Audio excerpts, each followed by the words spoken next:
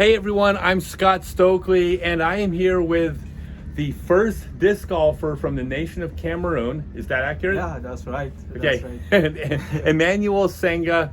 I'm in Kuala Lumpur, Malaysia.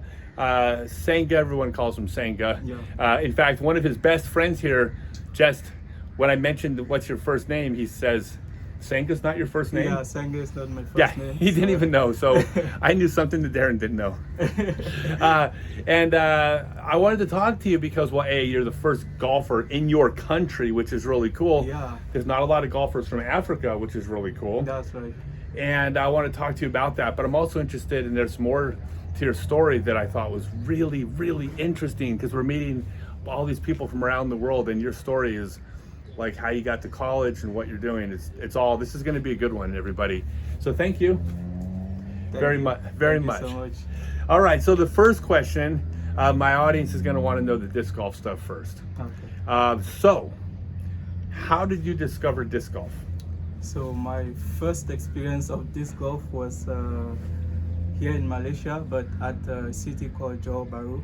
So Eric Groover, one American, so he introduced me to the sports, but we met while I was at a church gathering. So at that same spot, he was like having his training for flag football. So we met there. Yeah, so we met there, and he introduced me to flag football and later on to disc golf. So that was like in 2018. Yeah. And you liked disc golf more than flag football? Oh yeah, yeah. Absolutely. And had you ever heard of disc golf before? No, that was my first time. That was Yep. my first time ever. By the way, I'm going to jump around a lot. I'm getting eaten by ants. You're not getting eaten by ants. No one else was either. And when I mentioned it, they said, yeah, they like Western food. Right? I think those are the by the way, I realized that there is a place where I can make Asian jokes. It's in Asia because they make jokes about me all the time. Fair? Oh yeah, oh yeah. All right. So it's not so politically correct out here. Everybody has got a sense of humor. It's great. That's right. All right. So so the ants like Western food. So you discovered the game. Did you first play on an actual course? So the first actual course that I played on it wasn't really an actual course. It was more like plastic baskets. So you played on the original baskets? Yeah, the original okay. baskets. So all right. There were no metal baskets. So that was the first time I played the disc golf, and it was actually on the course I helped Eric to build. So yeah, that was part of what made me interested. So you were introduced to disc golf, and right after you were introduced, Eric asked you to help build the first course. Yeah. And you actually, I heard you did most of the work. Yeah. So in I think it was 2020, yeah, during the COVID period. So I actually met Eric and we built one course, and that was during the period I had COVID. So the course was built on COVID. Yeah, during COVID, you had COVID. Yeah. And you built the course. Yeah. That's one of the things that's striking. And so, like, you are beloved out here. Do you realize this? I didn't know until the trophy you gave me. Yeah, I gave Sanga my trophy at the tournament because I can't travel with trophies. And when I did, everybody started cheering and yelling, and everyone loves you out here. Yeah. And I want to talk about disc golf, but I want to get to the more interesting part of your story, to me anyways. So you came here to study. So how were you able to go to college here? So the school I was studying in Cameroon, I was doing my diploma there. So they made a registration to the university here in Malaysia.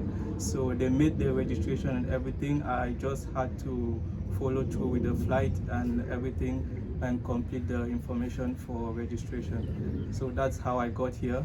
But however, the institution back in Cameroon promised that they would actually sponsor for a year before I continue up. But when I got here, they pulled back, and so I was like left to a personal sponsorship from my parents. So your parents, and you said your aunt? Yeah, my aunt. But your family all pitched in together to help you? Yeah, a little bit, but most of the work was done by my aunt. But though my family also played a role, yeah. Yeah, so everybody participated to get you here, and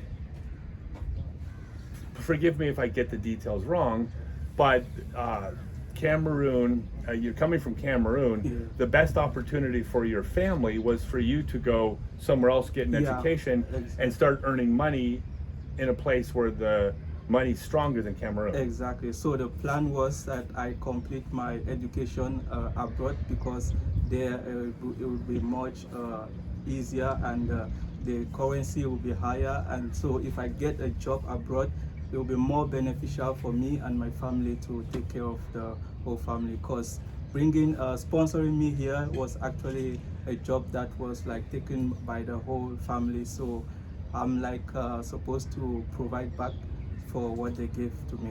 Yeah, so they bought stock in you. Yeah, yeah. They invested in you, and now you carry the responsibility, a big financial responsibility from the people of the family. Yeah.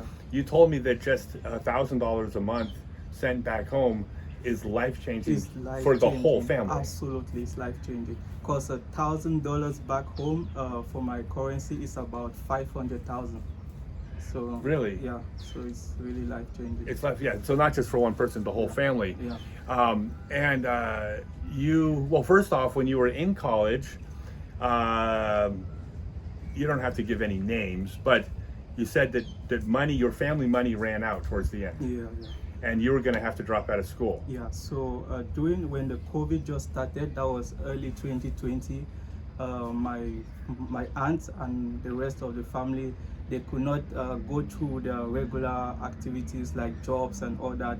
My aunt even she got her retirement, and so she could not provide for me financially. So that was a point where I actually knew probably I'll be going back to Cameroon, because I had no financial sponsorship. One semester short. Yeah, so I actually skipped the first semester, hoping that I would get the money to register, and then the second semester I skipped again. So I actually skipped a whole year of education before I finished the last semester. Okay, and the way you were able to finish was some people in the disc golf community? Yeah, so I'm really thankful to Eric, because he helped me a lot during that period. He even tried to like post out my issue to some friends and some family and some community members if they could help. Some did help, and I'm really grateful for that. Yeah, so the people in the disc golf community, this real small community, like even in a small community, the disc golf community stepped up. They weren't going to let you go back to Cameroon Yeah. without your degree. Yeah, yeah. It's beautiful. I mean, that's what disc golf is all about. It's what humans should be all about, but in our community, that's the way, like you're part of a family now. This is another family, Yeah, right? it's a great family. Yeah. So, all right, so now you have your degree in chemical engineering, That's right. and now you're looking for work. Yeah, absolutely. All right, so here's what I'm going to do. I'm going to give a pitch for you, because you would love to work. You would love if you're able to work in the U.S. Yeah, or Canada, or Canada. Western Europe, Yeah. even Australia and New Even Zealand, Australia, yeah. right? Good. Just because that's where the dollar is stronger, the currency is stronger, and when you need to take a part of your income to take care of the family, Yeah. it just works out better that way. Yeah. All right, so if anybody out there, and I got a lot of people listening, if you are in this world, or if you know someone in this world, I don't know how good you are at it being an engineer. I can't speak for that, but I can speak for everyone out here loves you because you're hardworking, you have a great attitude, you're honest, like you're a good person. Yeah. So all the qualities outside of the textbook I can speak of and say that you would be a great candidate for any company. My people, we got a lot of people out there. We got to be able to put this together, everybody. We only need one company that's willing to sponsor you and help you through the process. Yeah, we're grateful. And you would love to come to America. Of course, yes. Okay, Yeah. chemical engineering, and there's no one out here that's more loved than you in the Malaysian disc golf scene because of who you are. So there's no way you wouldn't be an asset to the company. So reach out. You can just reach out directly to me, and I can put you in touch with Sanga. All right, so now you are about to become a professional disc golfer. Yep. That's the next plan. Don't tell me. Okay, maybe you got a little ways to go there.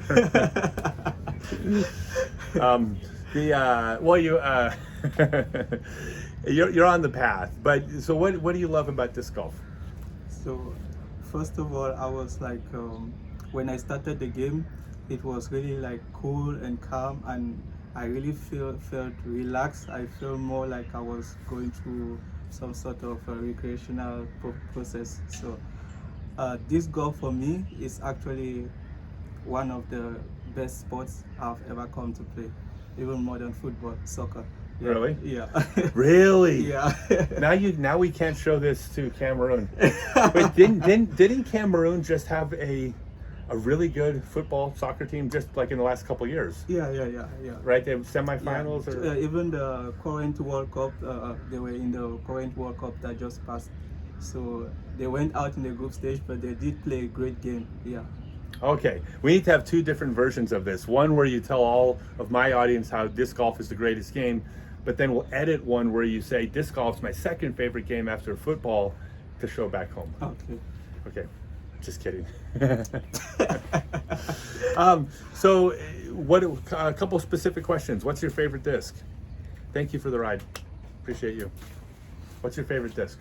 So I haven't really got to experience more on when it comes to the type of disc, but I think a Wraith.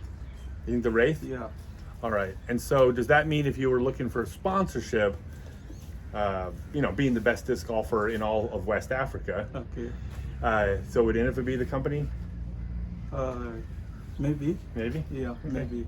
Probably things can change later on, but maybe. Okay, maybe. Yeah. Okay, so the Wraith is your favorite disc. So the best, hear that, Innova? The best player in all of the western half of a continent that's way bigger than it looks on the map. When you actually compare sizes, Africa's actually a lot. Yeah, it's a lot bigger than what's on the map. It's a lot bigger than the way the traditional map because of the scaling of the globe. Yeah. And all right, so your favorite disc is the Wraith. What's your favorite course? Do you have a favorite course in Malaysia? Oh yeah, my favorite course in Malaysia is actually the one at it's in Johor. Yeah, I think it's the Missile Hill course. Okay, wait. Yeah. To replay that one? No, I don't think it's the one you sign. Oh, the one I signed the basket on. Yeah, that's the one. So I signed one of the baskets, but I've never played the course. Yeah. With permission from the designer, by the way. So I wasn't graffitiing. All right. Any messages? You're going to have, by the way, you're about to become a superstar in Cameroon because of this video. So any message for people in Cameroon? Should they try disc golf, or should we try to get disc golf there? Okay, so my message for the people in Cameroon is that you better hold very tight, because a sport is coming that you won't stop playing it. It's addictive. Yeah, it's addictive. Yeah, that's one of the things which we initially connected over, is that you would love to see disc golf come to Cameroon. Absolutely. I would love to see disc golf go everywhere. So we're going to have further conversations talking about how that might be able to happen, because I know that Paul Macbeth is doing work in Africa, I believe, his foundation. Okay. I know that there's a whole, there's other groups as well. Is it? Oh God, I'm gonna get the name wrong. So I'll put it in the description. I'm so sorry. There's another group which I know has been working in Ethiopia, Tanzania, and they've done a lot of work. Also, already been working to put disc golf courses in. And so I'll make sure that link is in the description. And so if you want to support Africa Disc Golf, I'll put the links right now on how to do it. What we do, it's a little ways away, but we're gonna try, right? Okay, yeah, absolutely. All right. We will. All right, so thanks everyone. Disc golf, we're taking over the world. It's going global. Tomorrow, Africa. Next week, Antarctica. Final question, since we're talking about going big, would you join Elon Musk and be on the first rocket to Mars if you could build the first disc golf course on Mars? Yes. You would do that? Yes. All right, we have our volunteer who's willing to sacrifice his life, because, sorry to say, if you go to Mars first, you're not coming back. No problem. Nope. It's for a good cause. It's for a good cause. Oh man, this is the best. It's been such a pleasure to get to know you. Such a treat. Thank you so much. Thank you everyone. Keep tuning in. Go to my Scott Stokely Adventure page on Facebook if you're interested in my non-disc golf stuff. So much more to the world in disc golf, and I'm trying to share it all with you. But other than that, thanks everyone. Thank you.